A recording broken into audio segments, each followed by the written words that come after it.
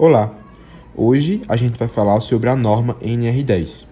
Nosso grupo é composto por eu, Bruno Araújo Cordeiro, Ana Letícia Bezerra, Maria Clara Ferreira e Marília Santos Monteiro Leite. A gente vai abordar tanto a introdução e medidas de controle, como também as proteções e projetos, a execução e alta tensão e, por fim, as responsabilidades e procedimentos para com a NR10. Primeiramente, a gente tem que saber o que é a NR10. Ela é, essencialmente, uma norma que visa proteger as pessoas ao lidar com a eletricidade no ambiente de trabalho.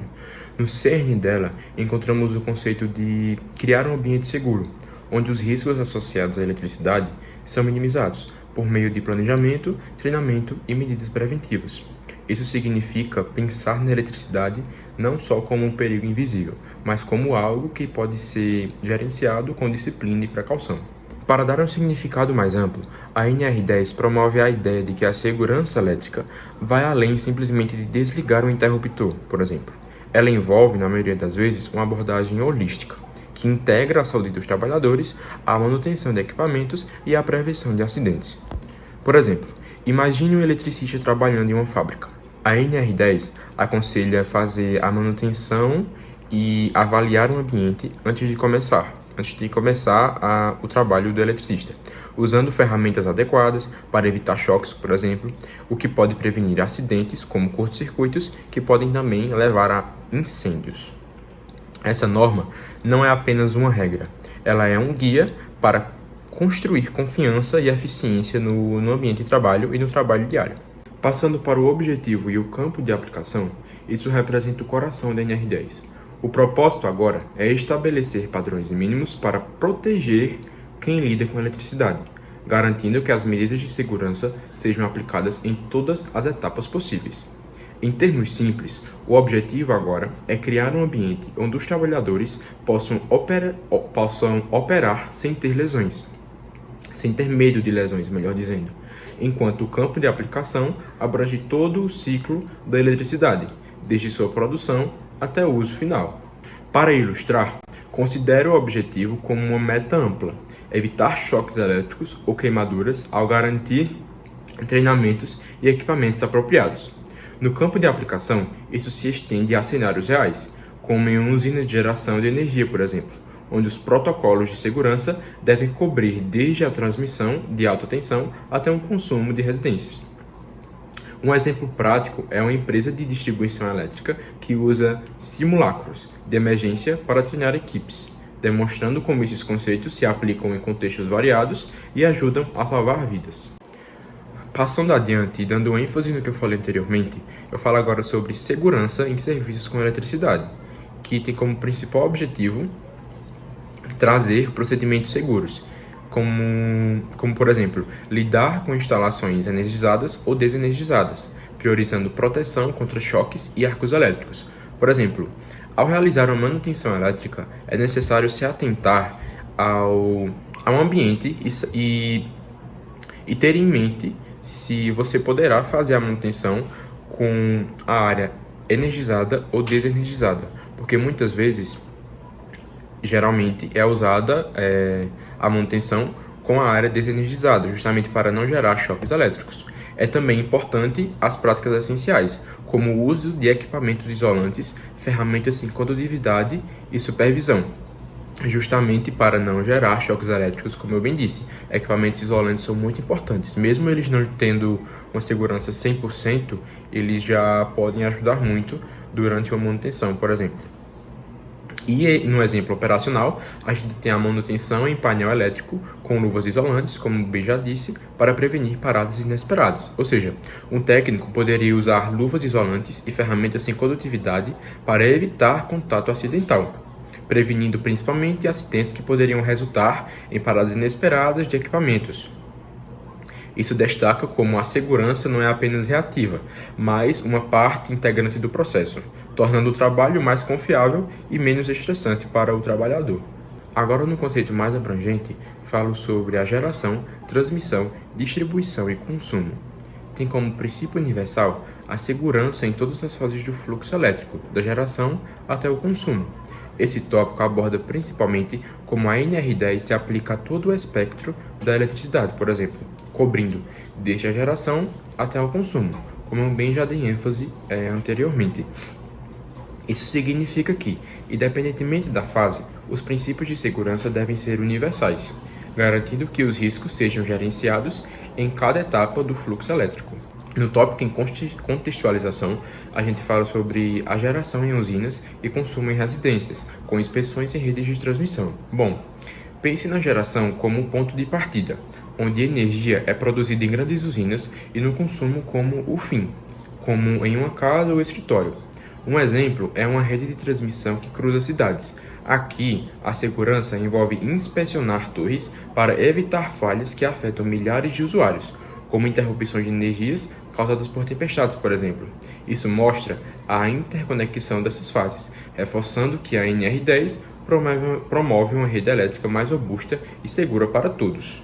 Dentro de medidas de controle, que é um tópico muito importante presente dentro do conceito da NR10, a gente tem como, por exemplo, a Framework Estratégico, que significa análise de risco, manutenção de registros e uso de proteções para gerenciar riscos, como eu já disse anteriormente, gerando um ambiente de trabalho mais seguro e eficiente. Nas aplicações diárias, a gente tem como, por exemplo, a desenergizar circuitos e usar equipamentos de proteção em ambientes como fábricas, que faz com que também gere um ambiente mais seguro. E no exemplo preventivo, a gente pode citar o bloqueio de painéis durante reparos para evitar reenergizações acidentais. Na análise de risco, ela funciona como uma ferramenta-chave, ou seja, ela vai avaliar perigos como choques ou sobrecargas, integrando ambientes e equipamentos. Funciona também como um check-up preventivo. Ela vai mapear riscos antes de serviços em alta tensão, decidido por barreiras adicionais. Dentro de um exemplo prático e simples em uma subestação, por exemplo, onde a análise revela a necessidade de equipamentos de proteção para trabalhadores, evitando incidentes e promovendo decisões informadas que salvam tempo e recursos. O Prontuário de Instalações Elétricas, ou chamado também como PIE, é um documento que serve como um registro completo e dinâmico de informações sobre instalações elétricas, ajudando a rastrear simplesmente tudo, desde esquemas até inspeções, para garantir conformidade e segurança contínua. Ele atua como um diário de uma instalação, fazendo com que facilite a manutenção e a auditoria. Por exemplo, em uma empresa de equipamentos de alta potência, o PIA poderia incluir detalhes e treinamentos e testes de isolamento, permitindo que gerentes identifiquem problemas rapidamente e evitem falhas, como um curto-circuito em uma linha de produção, por exemplo, tornando uma ferramenta vital para a gestão a longo prazo. Por fim, a documentação de inspeções, treinamentos e equipamentos de proteção, chamados também de EPIs ou EPCs, são e é fundamental para comprovar que as medidas de segurança estão ou vão ser seguidas. Isso significa manter registros que atestam a qualidade dos equipamentos, o treinamento dos trabalhadores e as inspeções regulares, formando uma base para a contabilidade e a melhoria contínua. Em termos práticos, imagine uma equipe de manutenção que documenta inspeções, por exemplo, inspeções anuais de luvas isolantes e sessões de treinamento. Isso não só garante que os EPIs estejam em bom estado, como também prepara os trabalhadores para situações reais, como um resgate em caso de um acidente, por exemplo. Um outro exemplo que pode levar destaque é em ambientes industriais, por exemplo, onde esses registros ajudam a prevenir acidentes ao mostrar padrões de uso, reforçando a importância de uma documentação bem gerenciada para uma operação segura e eficiente.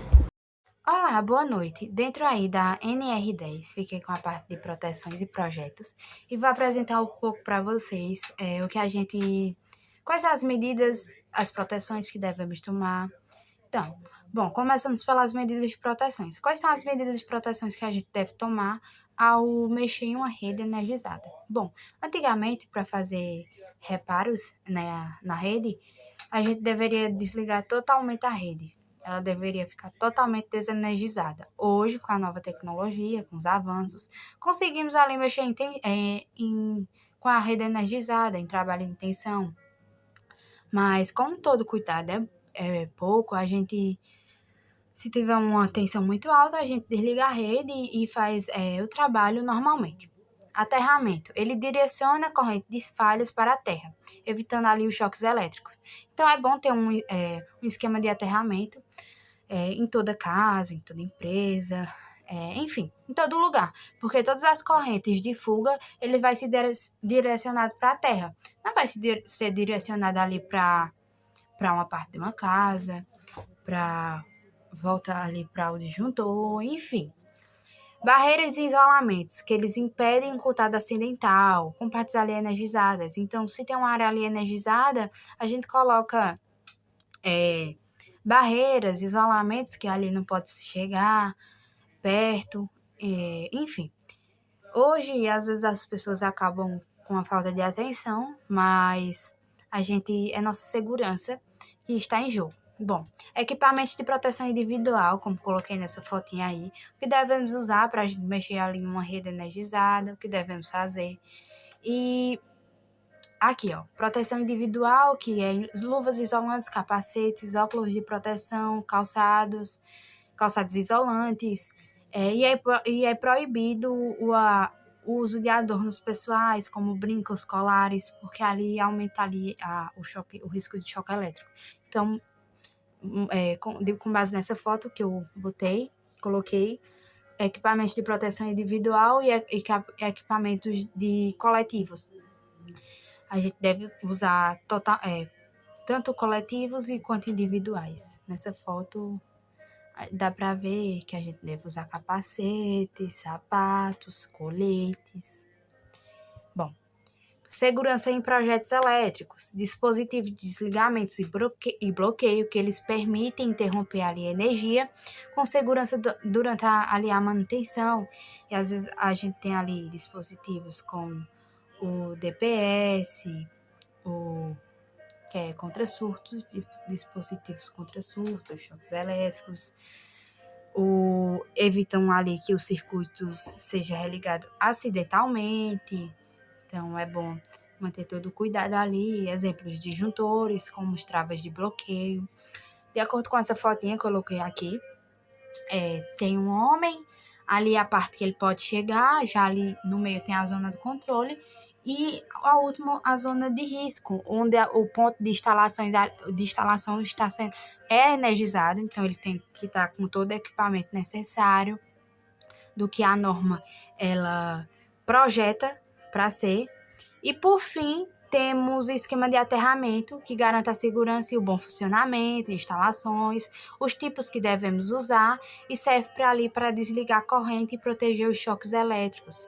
Então, tem ali os sistemas que devemos usar, como essas fotos, porque todo cuidado é pouco. Então, a gente tem que trabalhar com qualidade e trabalhar com a nossa segurança também.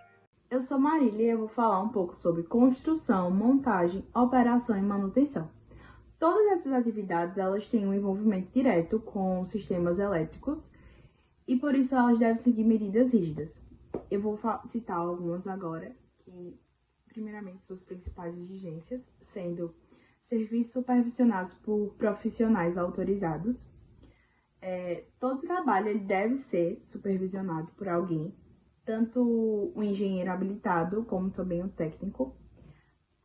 Também tem as inspeções e testes periódicos, que garantem o funcionamento seguro daqueles aparelhos. Tem a proibição de armazenar objetos em locais elétricos, que evita choques, evita curto-circuitos e evita também as falhas elétricas. E sempre tendo as instalações elétricas desligadas. Porque antes de dar início, né, a qualquer serviço é necessário você verificar se realmente tá desligada a energia. E também tendo umas medidas obrigatórias, que são seccionamento, que é justamente isso que eu acabei de falar, que é necessário você verificar se está desligada qualquer fonte de energia. Impedimento de reenergização, que é você deixar avisado, né, e ter aquele impedimento que não pode ser religado àquela energia de forma alguma. Ter o aterramento, que é justamente o aterramento serve para evitar choques. e ter a sinalização mostrando que ali está ocorrendo alguma coisa, tanto que está ligado ou que está desligado, se está em manutenção. Ações energizadas em alta tensão. Trabalhar, né, com sistemas energizados em alta tensão requer, além de habilidade, muito cuidado, pois os riscos, né, de acontecer algum problema é muito grande. Tendo também algumas regras principais, sendo somente profissionais autorizados podem trabalhar na área, como eu já falei anteriormente, engenheiros habilitados e técnicos. Treinamento CEP obrigatório, que é a capacitação específica sobre sistemas elétricos, e o bloqueio de religamento automático, que é justamente para evitar que acidentes ocorram. A execução em alta tensão, ela também requer profissionais qualificados, o cumprimento da NR10 e a prioridade total e a segurança à vida. Primeiro, habilitação, qualificação e autorização. Todo profissional que atua em instalações elétricas devem estar habilitados, qualificados e autorizados conforme exigido as normas regulamentadoras NR10 e NR35. É obrigatório o treinamento inicial de 40 horas, abordando riscos elétricos, primeiros socorros e medidas de controle. Deve ser feita a reciclagem a cada 2 anos, ou seja, bienal, ou sempre que houver mudança de função, após afastamento ou atualização das normas. Segundo, proteção contra incêndios e explosão. Todas as atividades devem seguir os critérios da NR23, proteção contra incêndios. Devem existir planos de emergências, rotas de fuga, equipamentos de combate a incêndio e pessoal treinado. Áreas classificadas onde há risco de explosão só devem ser acessados com permissão formal e acompanhamentos técnicos, mediante análise de risco e isolamento de energia. Terceiro, sinalização e procedimento. Deve haver identificação visível dos circuitos elétricos, áreas restritas e riscos específicos. A sinalização deve seguir padrões de cores e símbolos normalizados, facilitando o reconhecimento imediato dos perigos. Todas as atividades devem ser executadas segundo procedimentos padronizados, com a emissão de ordens de serviços, permissão de trabalho e autorização formal antes da execução. Aqui estão algumas referências bibliográficas, tanto sobre a norma NR10 retirada pelo site do governo, quanto para as imagens colocadas nesse seminário, retiradas do Pinterest. Foi isso. Finalizamos por aqui. Obrigado pela atenção e espero que tenha gostado.